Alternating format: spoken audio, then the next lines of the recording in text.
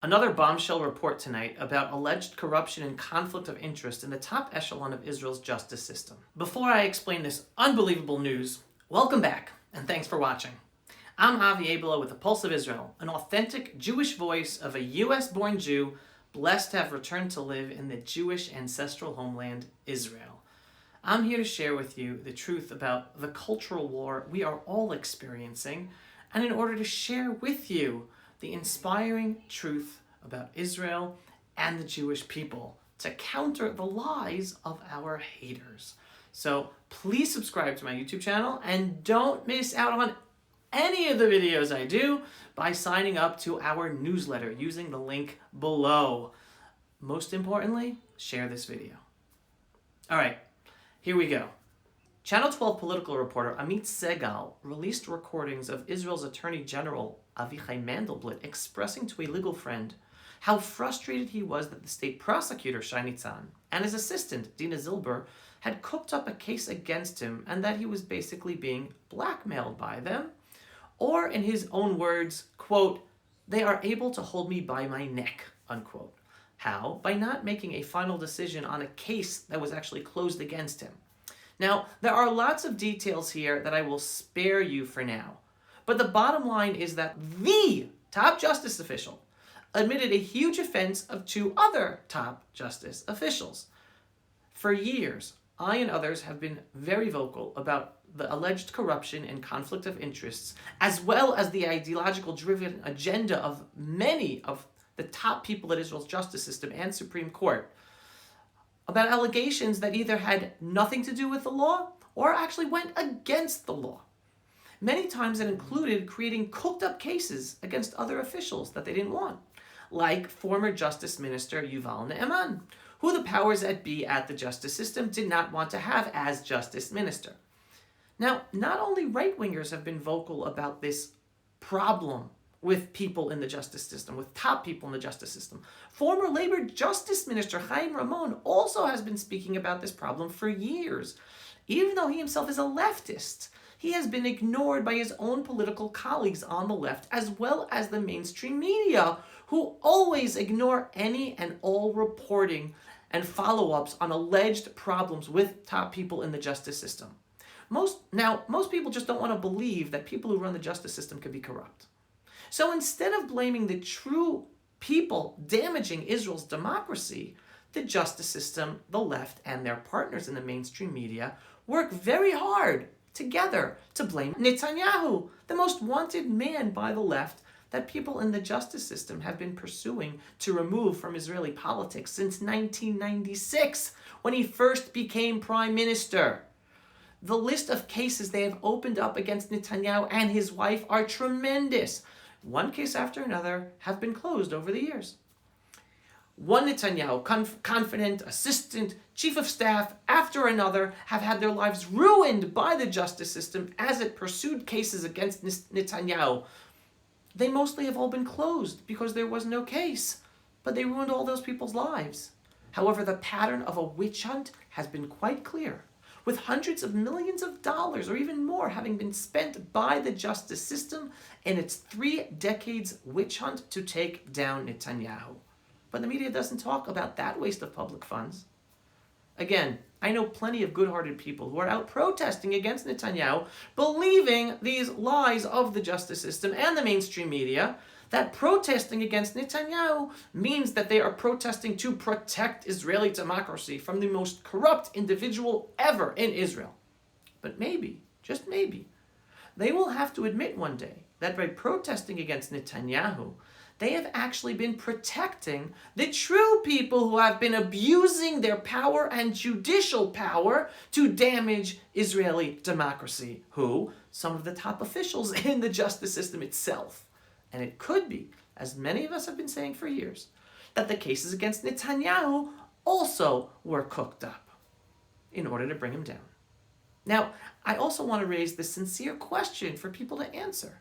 How is it that Amit Segal, a political reporter, and Kalman Libeskin, an investigative journalist, keep on exposing more and more revelations of corruption and conflict of interest of top officials in the justice system and Supreme Court, Yet the mainstream news stations and all their legal correspondents remain silent about these revelations.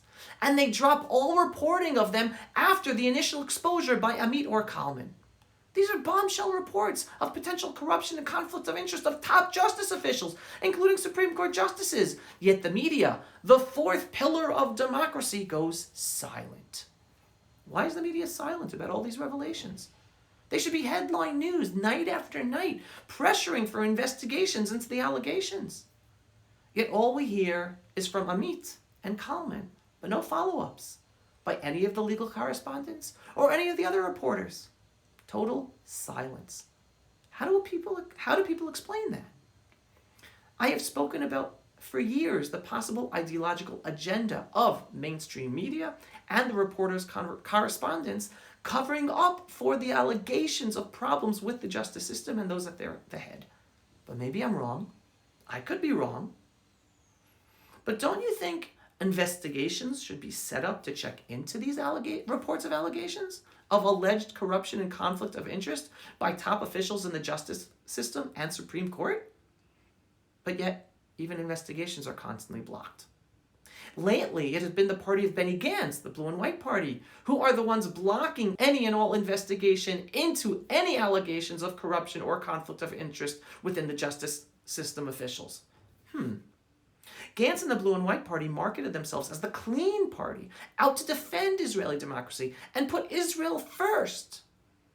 But if you ask me, by them stopping any and all investigations into allegations and making sure potentially corrupt justice officials remain in power to continue, that is the true harm to Israel's democracy. Now, before I end, I want to share with you two important responses to this bombshell report.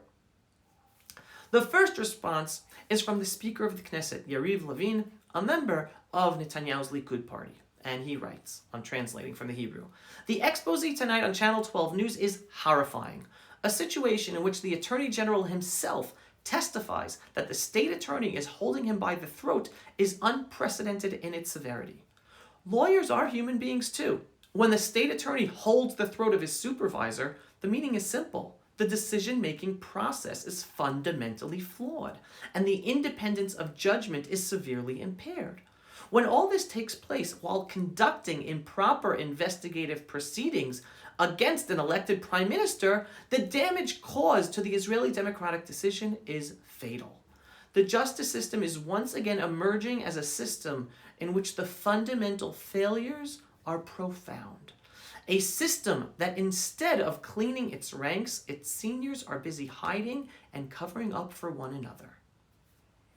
There is no escape from conducting a comprehensive and independent examination of the system's ills and the conduct of the Prime Minister's investigations. It is essential for the cleanliness of the system, essential for the public's trust in it, and essential to ensure that the democratic decision is not thwarted in improper ways."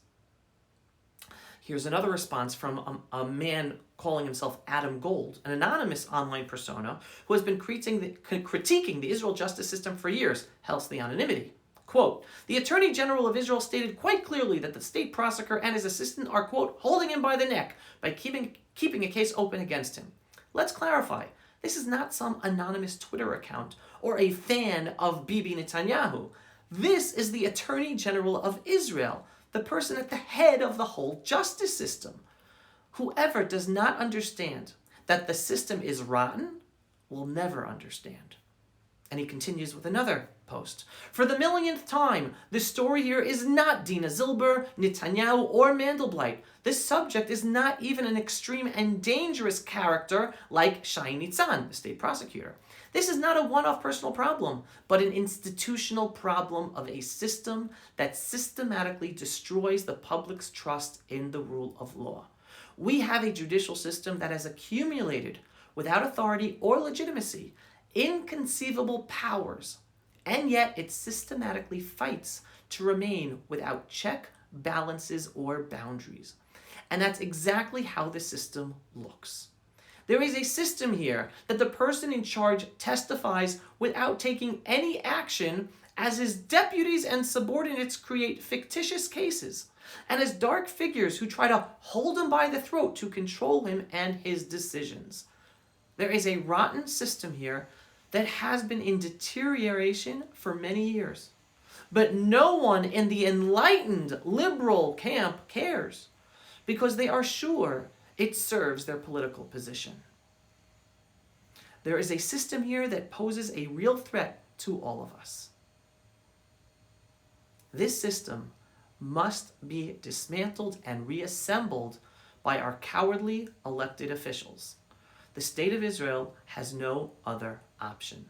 Now, with each new expose, it is only a matter of time until the necessary changes take place.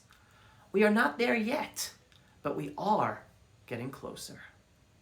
Pulse of Israel, frontline videos from the Holy Land. Support our work by donating today.